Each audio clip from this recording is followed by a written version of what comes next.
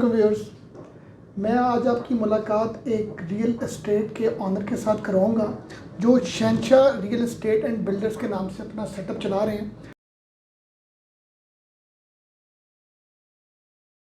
और इनका नाम है मियां अली शुक्र साहब। इन्होंने अपना ये बिज़नेस रियल एस्टेट का कैसे शुरू किया, किस तरह इनकी स्ट्रगल और किस तरह सक्सेस, सारे मामलात आपके साथ आज हम डिस्कस करेंगे। क्या हाल है अली साहब, आपका खैरियत से? अल्हम्दुलिल्लाह सर, शुक्र अल्लाह का। सर, हमें व्यूअर्स को बताएं कि ये बिज़नेस आपने कब स्टार्ट किया, कैसे ये सोच आई और क्यों ये आपने स्टार्ट किया, ज़रा ये बताइए प्लीज़। सर पहले तो इस तरह है कि ये हमारा प्रॉपर्टी का जो बिज़नेस था, फैमिली बिज़नेस था। मैं इस फील्ड में 2014 में आया था। राइट, हो गया।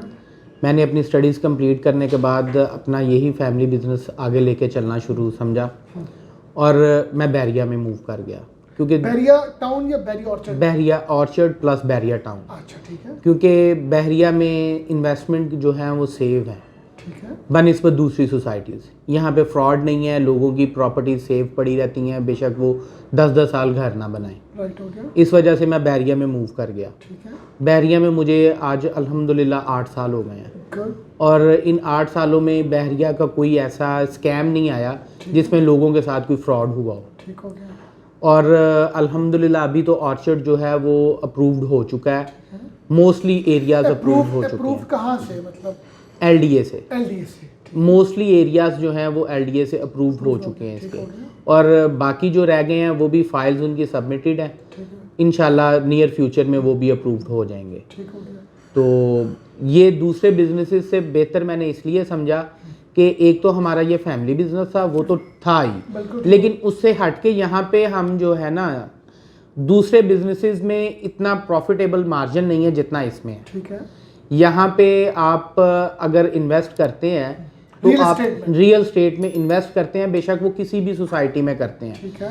आपकी प्रॉपर्टी में आपके साथ फ्रॉड नहीं होना चाहिए डॉक्यूमेंटेशन में, और आपको उसमें 100% तक मार्जिन भी अवेलेबल है। ठीक हो गया। और ऐसा कोई बिजनेस नहीं है जिसमें आपको within 1 month 2 month maximum margin मिल सके। अच्छा। यहाँ पे आपकी प्रॉपर्टी डबल भी हो सकती है और डबल से भी ज़्यादा हो सकती है। मतलब आपने इस रियल एस्टेट को, बिजनेस को इस वजह से आपने किया कि इसमें हमारी जो इन्वेस्टमेंट होती है वो सेफ एंड सिक्योर होती है। डेफिनेटली। अच्छा, अब दूसरा सर मुझे बताइए, आप माशाल्लाह पूरा एक सेटअप चला रहे हैं शहंशाह एस्टेट के नाम से, तो नॉर्मली किस तरह की प्लॉट्स के साइजेस होते हैं बैरिया टाउन के हवाले से, बैरिया ऑर्चर्ड के हवाले से उनके साइजेस क्या होते हैं, ज़्यादा सेल परचेज किस तरह के प्लॉट्स में होती है?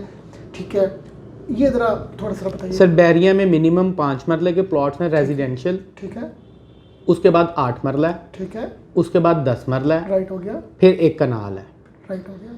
यहाँ पे मोस्टली जो है 2 कनाल नहीं है, यहाँ पे 2 कनाल अच्छा, ठीक है। यहाँ पे 2 कनाल की कटिंग है ही नहीं। ठीक है। इसमें ज़्यादातर सेल परचेज जो है वो 5 मरला में होती है।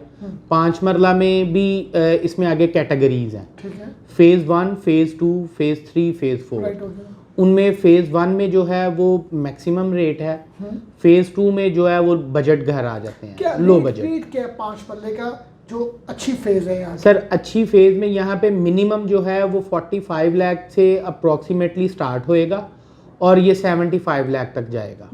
ठीक हो गया। 5 मरला। ठीक है। उसके बाद हम आ जाते हैं 8 मरला में। 8 मरला यहाँ पे मिनिमम जो है वो 65 लाख से स्टार्ट होएगा और ये 80 लाख तक जाएगा। 10 मरला जो है वो मिनिमम यहाँ पे स्टार्ट होएगा 70 लाख से और 1 करोड़ 20 लाख तक जाएगा। अच्छा, गुड। कनाल का प्लॉट यहाँ पे मिनिमम जो है वो स्टार्ट होता है 1 करोड़ 40 लाख से। अच्छा, राइट। और 2.5 करोड़ तक जाता है। अच्छा, और ये जो कमर्शियल है उसका क्या? कमर्शियल यहाँ पे 4 मरला भी है, 8 मरला भी है, 5 मरला भी है और 2.5 मरला भी है। 2.5 मरला कमर्शियल लिमिटेड है, ब्लॉक्स के अंदर छोटी मार्केट्स, कमर्शियल मार्केट्स हैं, वहाँ पे है। उसका रेट अप्रॉक्सीमेटली 85 से 1 करोड़ तक है। 4 मरला कमर्शियल, 5 मरला कमर्शियल मेन रोड्स पे है, वहाँ पे मिनिमम प्लॉट आपको मिलेगा 2.5 करोड़ का, और 4 मरला 5 मरला दोनों आपको मिल सकते हैं 2.5 करोड़ के बजट में। और उसके बाद 8 मरला कमर्शियल है। जो 8 मरला कमर्शियल है वो आपको मिनिमम जो है वो मिलेगा तकरीबन 2.25 करोड़ से स्टार्ट होएगा और 5 करोड़ तक जाएगा। ठीक हो गया। अच्छा सर, ये बताएं कि एक जो बायर होता है जो प्लॉट परचेज करना चाहता है या घर परचेज करना चाहता है, उसको आप क्या एडवाइस करेंगे बायर को कि उसको कौन कौन सी इंफॉर्मेशन या किन किन स्टेप्स का पता होना चाहिए या किस किन स्टेप से वो गुजरता है, ये ज़रा बताइएगा व्यूअर्स को। सर बेसिकली जो है ना 2-3-4 चीज़ें ऐसी इंपॉर्टेंट है जो बायर के लिए लाजमी चीज़ ठीक है। जिसका उसे नॉलेज होना चाहिए। ठीक है। एक तो बंदा ऑथेंटिक ढूंढे, रिप्रेजेंटेटिव जो बैठे हुए हैं मार्केट में, डीलर्स बैठे हुए हैं, उनका पता चल जाता है स्टेटस किस तरह का है, ठीक है। वो किस कैलिपर के बंदे बैठे हुए हैं। दूसरी चीज़, बहरिया में अगर आप सेल परचेज कर रहे हैं तो आपको बहरिया के हेड ऑफिस की वेरिफिकेशन खुद जाके करनी चाहिए। हेड ऑफिस उनका किस ब्लॉक में? सी ब्लॉक में उनका हेड ऑफिस है, दुआ चौक में। ठीक है। वहाँ पे आप जा सकते हैं, आप पेपर ले जाएं, वहाँ से जाके वेरीफाई कर लें कि आया कि यही बंदा जो पेपर पे मालिक आ रहा है आपके रिकॉर्ड में भी यही है। ठीक है। वहाँ से आप वेरीफाई कर लेंगे तो उसके बाद आपके साथ फ्रॉड नहीं हो सकता। नहीं हो सकता। ठीक है। उसमें 2-4 चीज़ें और हैं। आपको पोजेशन यूटिलिटी और मैप पेड के साथ आप डील कर रहे हैं, विदाउट पेड के साथ डील कर रहे हैं। मतलब ये बायर्स को पता होना चाहिए, बायर्स को पता होना चाहिए कि हम प्लॉट ले रहे हैं तो उसमें पोजेशन यूटिलिटी के चार्जेस पेड के साथ ले रहे हैं, ठीक है, विदाउट पेड ले रहे हैं। ठीक है। नहीं तो एट द एंड जो है ट्रांसफर पे फड्डा पड़ जाएगा। अच्छा, पड़ जाएगा फटा, और फटे पड़ते भी हैं। फड्डे पड़ते भी। अच्छा, यूटिलिटी सर क्या होती है? सर यूटिलिटी में आपके water connection charges, sewerage charges, आपका स्ट्रीट लाइट्स, आपका गार्बेज कलेक्शन, ये सारी चीज़ें जो हैं वो यूटिलिटीज़ में आ जाएंगी। और ये आपको जो बायर और सेलर को पहले डिसाइड कर लेनी चाहिए। डिसाइड कर लेनी। इसके अलावा और कौन सी फीसेस बताई आपने? इसके अलावा अगर ट्रांसफ़र पे जाएंगे तो जो ब्लॉक्स एलडीए से अप्रूव्ड हैं वहाँ पे आपको stamp duty, TMA fees with holding tax plus society की ट्रांसफ़र फीस, ठीक है, वो पे करनी पड़ेगी। मतलब ये बायर को पता होना चाहिए इन चीज़ों के बारे में। जी, ठीक हो गया। ये बायर्स लायबिलिटीज़ हैं। ठीक हो गया। और अगर आप नॉन अप्रूव्ड एरिया में जाएंगे तो वहाँ पे सिर्फ आपको सोसाइटी की ट्रांसफ़र फीस पे करनी पड़ेगी। और अगर आपने पेड के साथ डील की है पोजेशन यूटिलिटी तो वो चार्जेस ऑलरेडी पेड होंगे। विदाउट पेड की है तो वो सेलर पे करके आपको दे। अच्छा, सेलर पे करेगा जी। अच्छा, नॉर्मली सर जो बायर्स जब डील करते हैं एक प्लॉट, अगर हम बात करें 50 लाख रुपीस की जी, तो उसके लिए क्या टोकन बयाना शना कितनी अमाउंट का देना चाहिए? सर अगर तो आप ले रहे हैं डाउन पेमेंट पे डील, वो down payment within 1 week और 2 वीक आप पेमेंट कर रहे हैं तो फिर आप 4-5-6 लाख तक दे सकते हैं। टोकन दे दें, बयाना स्टैम्प पेपर पे बयाना कर लें या टोकन दे दें। ज़्यादा बेहतर क्या स्टैम्प पेपर में हम करें? सर 2 चीज़ें उस पर इफेक्टिव हैं। अगर आप कोर्ट मैटर में भी जाएंगे तब भी आपके अगर स्टेट के लेटर पैड है वो भी उतना वैलिड है अगर एक स्पेसिफिक अमाउंट तक है। ठीक है। 5 लाख तक अगर आप दे रहे हैं तो आप एक खाली सिंपल लेटर पैड पे भी उनसे रिसीविंग ले लेंगे, वो वैलिड है। अगर लिटिगेशन में जाएंगे तब भी वैलिड है। अगर मार्केट में कोई आपका लिटिगेशन बन जाता है तो 4 डीलर से इकट्ठे होएंगे तब भी वो वैलिड है। अच्छा, अब जिस तरह आप लोगों का लेटर हेड है जी, मतलब शहंशाह स्टेट वालों का लेटर हेड के ऊपर भी या किसी भी रियल एस्टेट के लेटर हेड के ऊपर हम टोकन रिसीव करते हैं तो उसकी वैलिडिटी होती है। मतलब बायर जब भी कोई पेमेंट किसी को देता है सेलर को जी, तो उसको लेटर हेड के ऊपर लिखवा लेना चाहिए या उसको स्टैम्प पेपर के ऊपर लिखवा लेना चाहिए? अगर 5 लाख तक आप 50 लाख का प्लॉट बाय कर रहे हैं, 5 लाख तक आप पे करते हैं तो उसमें आपको लेटर पैड इनफ है। अगर आप अमाउंट बढ़ाते हैं 15 लाख, 20 लाख, 25 लाख देते हैं कि 50% या 20% हम आपको पे कर देते हैं, रिमेनिंग हमें टाइम दे दें 4 वीक 6 वीक का, ठीक हो गया। उसमें आप अगर बयाना पेपर स्टैम्प पेपर पे रिटर्न ले लेंगे तो वो अच्छा है। ये मुझे बताएं व्यूअर्स को कि ये एलडीए बेस और नॉन एलडीए ये क्या है सर? मतलब एक बायर है उसको नहीं पता तो उसको आप क्या किस तरह समझाएंगे कि एलडीए अप्रूव्ड सोसाइटी और नॉन एलडीए में क्या फर्क है और किस में लेनी चाहिए किस में नहीं लेनी चाहिए? बेसिकली जो बहरिया है ना जी, इसमें आप एलडीए में लें या नॉन एलडीए अप्रूव में लें, इसमें कोई टेंशन आपको नहीं है। ठीक है। उसमें मसला ये है कि एलडीए ने बहरिया ने जो है टीएमए से अप्रूव्ड करवाया हुआ था एरिया, उसके बाद ये चला गया एलडीए के पास। एलडीए में अभी फाइल सबमिट हुई हुई हैं, वो अप्रूव नहीं हुए। और आपको किसी किस्म का कोई मामला नॉन एलडीए में जाएंगे तो आपको गवर्नमेंट के साथ नहीं करने पड़ेंगे, अप्रूवल्स एलडीए से नहीं लेनी पड़ेगी। आप बहरिया से सारी अप्रूवल्स लेंगे, बहरिया से अप्रूवल्स लेके आप कंस्ट्रक्शन करेंगे, लेकिन बहरिया के और एलडीए के बायलॉज सेम है। ठीक है। इसलिए कल को जब अप्रूव्ड होएगा तो आपको कोई टेंशन नहीं होगी क्योंकि आपने ऑलरेडी बायलॉज के अकॉर्डिंगली बनाया हुआ है। ठीक हो ज़्यादातर जो अप्रूव्ड एरिया है सिर्फ वहीं पे आपको गैस अवेलेबल होगी, नॉन अप्रूव्ड में गैस अवेलेबल नहीं। और नॉन एलडी क्या खतरनाक चीज़ होती है अगर पूरा प्लॉट लेकर कोई नॉन सर अगर तो ऑन ग्राउंड प्लॉट आपके हैंडेड ओवर है ठीक है। फिर तो नॉन अप्रूव्ड भी कोई ऐसी खतरनाक चीज़ नहीं है। नहीं, अगर हम बैरियर से हटके किसी सोसाइटी का स्पेसिफिक नाम नहीं लेते, अगर एक नॉर्मल लेवल की सोसाइटी में कोई नॉन अप्रूव्ड कोई लैंड है सर उसमें दो चीज़ें हैं। अगर नॉन अप्रूव्ड लैंड किसी भी हटके थर्ड XYZ सोसाइटी में आप लैंड लेते हैं, ठीक है, अगर आपको फाइल मिली है ठीक है, और नॉन अप्रूव्ड सोसाइटी में मिली ठीक है तो उसमें टेंशन क्रिएट हो सकती है। ठीक है, अगर आपको प्लॉट मिला है, आपके हैंडेड ओवर है, आपके कब्जे में है, तो उसमें मसले कम क्या होंगे। मसले होंगे। ठीक हो गया, राइट हो गया। अच्छा सर मुझे ये बताएं कि आपके अपने ख्याल से प्रॉपर्टी में जो लोग पैसे अपने इन्वेस्ट करते हैं उनको किन परसेंटेज के अकॉर्डिंगली नॉर्मल प्रॉफिट होता है? एक बंदे मतलब एक इन्वेस्टर है मैं कहता हूँ जी कि अली साहब मैं आपको 1 करोड़ रुपया देता हूँ, मुझे आप इस पर कितना प्रॉफिट देंगे?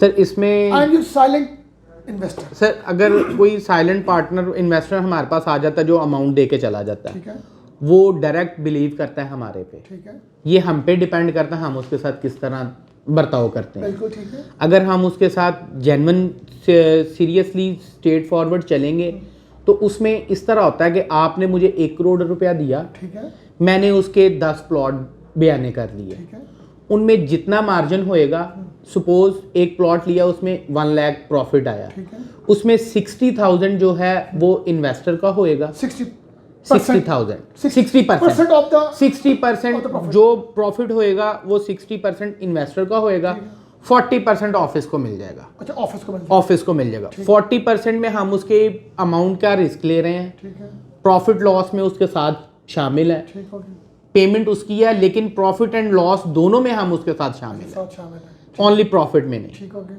लॉस में भी उसके साथ शामिल है, ताकि उसको हमारे पे ट्रस्ट हो और लोग आए।